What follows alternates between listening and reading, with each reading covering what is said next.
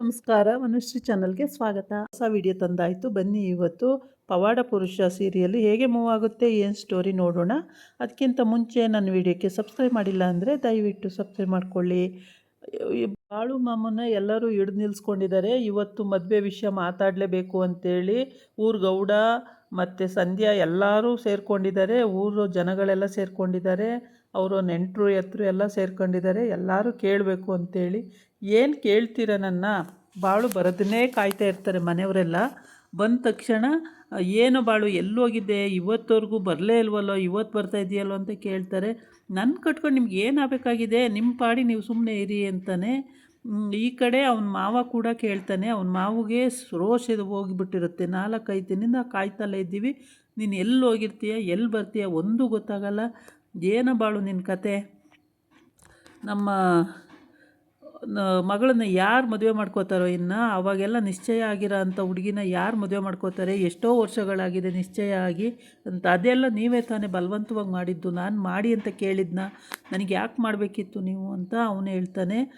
ಆವಾಗ ನಮ್ಮದು ತಪ್ಪೇ ಇದೆ, ನಿನ್ನನ್ನು ಕರೆಕ್ಟಾಗಿ ಕೇಳ್ದಲೇ ಮಾಡಿದ್ದು ತಪ್ಪು, ನೀವು ಚಿಕ್ಕವರಲ್ವ ಅಂತ ಯಾರನ್ನೂ ಕೇಳಲಿಲ್ಲ. ಇವಾಗ ನೀನೇನೋ ಎಲ್ಲೋ ಲೋಕ ಸಂಚಾರಿ ಥರ ಹೋಗ್ಬಿಡ್ತೀಯ, ಸತ್ಯವನ ಕತೆ ಏನು, ಸತ್ಯವನ್ನ ಯಾರು ಮದುವೆ ಆಗ್ತಾರೆ ಅಂತ ಇವನು ಕೇಳ್ತಾನೆ.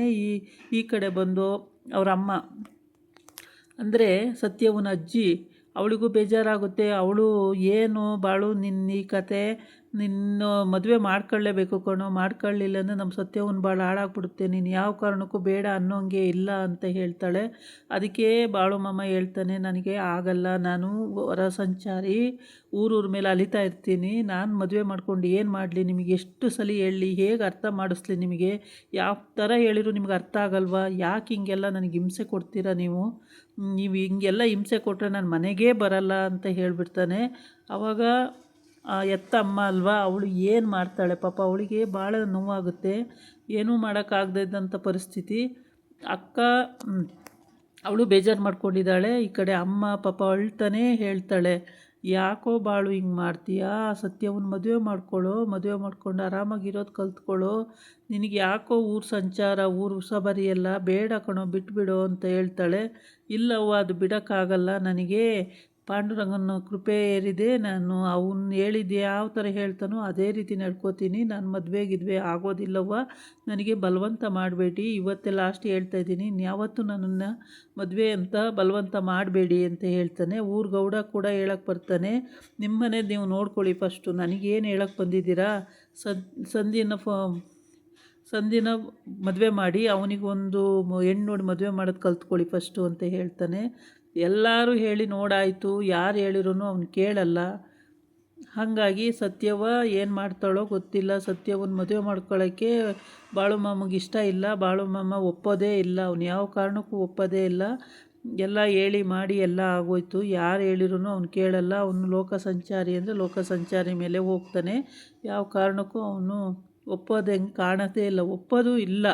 ಯಾಕೆ ಅಂದರೆ ಅವರು ಸ್ವಲ್ಪ ದಂಡು ದಾಳಿ ಕಟ್ಕೊಂಡು ಊರೂರು ಅಲಿಯೋದು ಅವ್ರದ್ದು ದಿನನಿತ್ಯದ ಕರ್ತವ್ಯ ಆಗಿರುತ್ತೆ. ಹಾಗಾಗಿ ಯಾರಿಗೆ ಕಷ್ಟ ಅಂದರೆ ಅಲ್ಲೋಗ್ತಾರೆ, ಅಲ್ಲೋಗಿ ಅವರು ಎಲ್ಲ ಒಳ್ಳೇದು ಮಾಡಿ ಅಲ್ಲಿಂದ ಬರಬೇಕಾಗುತ್ತೆ. ಇನ್ನೊಂದು ಊರಿಗೆ ಹೊರಟೋಗ್ತಾರೆ. ಮನೆ ಮಠ, ಅಪ್ಪ ಅಮ್ಮ, ಅಕ್ಕ ತಂಗಿ, ಅಣ್ಣ ತಮ್ಮ, ಆ ಥರ ಯಾವ ಬಾಂಧವ್ಯನೂ ಅವ್ರಿಗಿರಲ್ಲ. ಆ ಥರ ಇವರು ಲೋಕ ಸಂಚಾರಿಗಳು, ಹೊರ ಸಂಚಾರ ಮಾಡಿಕೊಂಡೇ ಬದುಕೋದು ಇವ್ರ ಕತೆಗಳು. ಹಂಗಾಗಿ ಬಾಳು ಮಾಮ ಅದಕ್ಕೆ ಅರ್ಥ ಆಗಿಲ್ಲ. ಬಾಳು ಮಾಮ ಅದನ್ನೇ ನಂದು ಅದೇ ಗುರಿ, ನನ್ನನ್ನು ಮದುವೆ ಇದಕ್ಕೆ ಎಳಿಬೇಡಿ ನೀವು ಅಂತ ಇಷ್ಟೆಲ್ಲ ಹೇಳ್ತಾನೆ. ಅಷ್ಟು ಹೇಳಿದ್ರೂ ಅವ್ರು ಅರ್ಥನೇ ಮಾಡ್ಕೊಳ್ಳೋದಿಲ್ಲ. ಮನೆಯವರು ಅರ್ಥ ಮಾಡ್ಕೊಳ್ಳಲ್ಲ, ಊರು ಗೌಡನೂ ಅರ್ಥ ಮಾಡ್ಕೊಳ್ಳಲ್ಲ, ಸಂಧ್ಯನೂ ಅರ್ಥ ಲೋ ಬಾಳು, ನೀನು ಮದುವೆ ಆಗಿಲ್ಲ ಅಂದರೆ ನನಗೆಲ್ಲೋ ಹೆಣ್ಣು ನೋಡ್ತಾರೆ, ನನಗೆಲ್ಲೋ ಮದುವೆ ಮಾಡ್ತಾರೆ ಅಂದರೆ, ನಾನು ಮದುವೆ ಮಾಡ್ಕೊಳ್ದೇ ಇದ್ರೆ ಏನೋ, ನೀನು ಮದುವೆ ಮಾಡ್ಕೊಳ್ಳೋ, ನೀನು ಹುಡುಗಿ ನೋಡಿ ಮದುವೆ ಮಾಡ್ಕೊಳ್ಳೋ, ಅವ್ನಿಗೆ ಮಾಡಿ ಫಸ್ಟು ಮದುವೆನ ಅಂತ ಊರು ಗೌಡಂಗೆ ಹೇಳ್ತಾನೆ. ಇದೆಲ್ಲ ನಡೀತಾ ಇರುತ್ತೆ. ಆದರೆ ಎಷ್ಟು ಹೇಳಿದ್ರೂ ಕೇಳಲ್ವಲ್ಲ ಅಂಥೇಳಿ ಅಪ್ಪ ಅಮ್ಮ ಪಾಪ ಎತ್ತವ್ರಲ್ವ, ಅವರಿಗೆ ನೊಂದ್ಕೋತಾರೆ ಹಾಕ್ಕೊಂಡು. ಸತ್ಯವ ಕೂಡ ಆ ಕಡೆ ನೊಂದ್ಕೋತಾ ಇರ್ತಾಳೆ. ಸತ್ಯ ಒಂದು ಹೆಂಗೆ ಅದೇ ನಿಶ್ಚಿತಾರ್ಥ ಆಗಿದೆ ಅಲ್ಲ, ಇನ್ನು ಆ ಕಾಲದಲ್ಲೆಲ್ಲ ಹಾಗೆ ಅಲ್ಲ, ಹಳೆ ಕಾಲದಲ್ಲಿ ಯಾರು ನಿಶ್ಚಿತಾರ್ಥ ಮಾಡ್ಕೊಂಡಿರ್ತಾರೋ ಅವರೇ ಮದುವೆ ಮಾಡ್ಕೋಬೇಕು ಅನ್ನೋದು ವಾಡಿಕೆ. ಹಂಗಾಗ್ಬಿಟ್ಟು ಇನ್ಯಾರೂ ನನ್ನ ಮಗಳನ್ನ ಮದುವೆ ಮಾಡ್ಕೊಳ್ಳಲ್ಲ ಅಂತ, ಅವಳು ಕೂಡ ಬಾಳು ಮಾಮನ ಬಿಟ್ಟರೆ ಬೇರೆ ಯಾರನ್ನೂ ಮದುವೆ ಆಗಲ್ಲ ಅಂತ ಈ ಕಡೆ ಬಾಳು ಅಪ್ಪ ಭಾಳ ಚಿಂತೆಗೀಡಾಗ್ತಾನೆ. ಏನು ಮಾಡೋದು, ಇವನು ಯಾವ ಥರನೂ ದಾರಿಗೆ ಬರಲ್ಲ, ಇವನು ಏನೂ ಮಾಡೋಕ್ಕಾಗಲ್ಲ, ಏನು ಮಾಡೋದು, ಹೇಗೆ ನಾವು ಇನ್ನು ಮುಂದೆ ಕತೆ ಏನು ಅಂತೇಳಿ ಹಿಂಗೆಲ್ಲ ಯೋಚನೆ ಮಾಡ್ತಾನೆ ಇರ್ತಾನೆ. ಎಷ್ಟೇ ಯೋಚನೆ ಮಾಡಿದ್ರೂ ಬಾಳನ್ನು ಬದಲಾಯಿಸೋಕ್ಕೆ ಸಾಧ್ಯನೇ ಆಗ್ತಾಯಿಲ್ಲ. ಬಾಳು ಯಾವ ಕಾರಣಕ್ಕೂ ಬದಲಾಗೋದು ಇಲ್ಲ. ಈ ಕಡೆ ಬದಲಾಗಲ್ಲ, ಮತ್ತು ಹೇಳಿದ್ವು ಕೇಳಲ್ಲ, ಮನೆಯಲ್ಲೇ ಇರಲ್ಲ ಅಂತಾನೆ. ಹೆಂಡ್ತಿ ಹೇಳಾಯಿತು, ಭಾವ ಹೇಳಾಯಿತು, ಅಕ್ಕ ಹೇಳಾಯಿತು, ಎಲ್ಲ ಹೇಳಾಯಿತು, ಯಾರು ಹೇಳಿದ್ರೂ ಅವನು ಒಪ್ಕೊಂತಾನೆ ಇಲ್ಲ. ಯಾಕೆ ಅಂದರೆ ಅವನಿಗೆ ಮದುವೆ ಅನ್ನೋದೇ ಇಷ್ಟ ಇಲ್ಲ. ಯಾಕೆ ಇವರೆಲ್ಲ ನಿಶ್ಚಯ ಮಾಡಿದ್ರು ನನಗಂತೂ ಗೊತ್ತಿಲ್ಲ, ನನ್ನನ್ನು ಕೇಳಿಲ್ಲ. ನಾನು ಚಿಕ್ಕವನಿರುವಾಗಲೇ ಇವೆಲ್ಲ ಮಾಡಿ ಮುಗಿಸ್ಕೊಂಡಿದ್ದೀರಾ. ನನಗೆ ದೊಡ್ಡನಾದ್ಮೇಲೆ ಮಾಡಿದ್ದಿದ್ರೆ ನಾನು ಬೇಡ ಅಂತ ಹೇಳ್ತಾ ಇದ್ದೆ. ನಿಮ್ಮ ಇಷ್ಟದಂಗೆ ನೀವು ಯಾವಾಗಲೂ ಮಾಡಿಕೊಂಡು ಇವಾಗ ಮದುವೆ ಮಾಡ್ಕೊ ಅಂದರೆ ನಾನು ಮದುವೆ ಮಾಡ್ಕೊಳ್ಳೋಕ್ಕೆ ರೆಡಿ ಇಲ್ಲ. ನನಗೆ ಮದುವೆ ಜಂಜಾಟ ಸಂಸಾರ ಇವೆಲ್ಲ ನನಗೆ ಬೇಕಾಗಿಲ್ಲ. ನಾನು ಪಾಂಡುರಂಗನ ಕೃಪೆ ಇದೆ, ನನ್ನ ಪಾಂಡುರಂಗನ ಥರನೇ ಬದುಕಬೇಕು ಅಂತ ನನ್ನ ಆಸೆ ಇದೆ. ನಾನು ಪಾಂಡುರಂಗನ ಥರನೇ ಇರ್ತೀನಿ.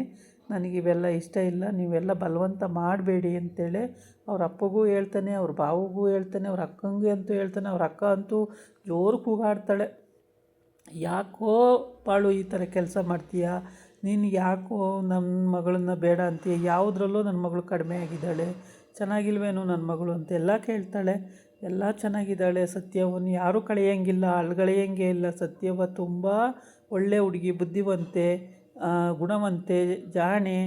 ಆದರೆ ನಾನು ಹೊರಸಂಚಾರಿ, ನಾನು ಮದುವೆ ಮಾಡ್ಕೊಂಡು ಏನು ಮಾಡ್ಲಕ್ಕ ಅಂತ ಕೇಳ್ತಾನೆ. ಅಲ್ಲೂ ಆಗಲ್ಲ. ಅಪ್ಪ ಹೇಳಿ ನೋಡ್ತಾನೆ, ಅಪ್ಪನಿಗೂ ಆಗಲ್ಲ. ಯಾವುದೋ ದೇವ್ರ ಹತ್ರ ಹೋಗಿ ಪ್ರಸಾದ ಕೇಳು ಅಂತಾನೆ, ಅದು ಆಗಲ್ಲ. ಯಾರು ಹೇಳಿದ್ರೂ ಆಗೋದೇ ಇಲ್ಲ. ಗೌಡ ಅಂತೂ ಬಾಳು ಮುಂದೆ ಹೇಳ್ಕೊಳ್ಳೋಕ್ಕೆ ಆಗಲ್ಲ, ಯಾಕೆಂದರೆ ಹೆದರ್ತಾನೆ. ಇನ್ನು ಗೌಡ್ರ ಮಗ ಗುಂಡ, ಅವನಂತೂ ಬಾಳು ಅಂದರೆ ಪ್ರಾಣ, ಬಾಳು ಮಾಡೋದೇ ರೈಟು ಅಂತಾನೆ, ಏನೂ ಹೇಳಲ್ಲ ಬಾಳುಗೆ. ಹಾಗಾಗಿ ಬಾಳು ಏನು ಮಾಡ್ತಾನೋ ಅದೇ ರೈಟು. ಈ ಮನೆಯವರಿಗೆ ಅದಿಷ್ಟ ಇಲ್ಲ.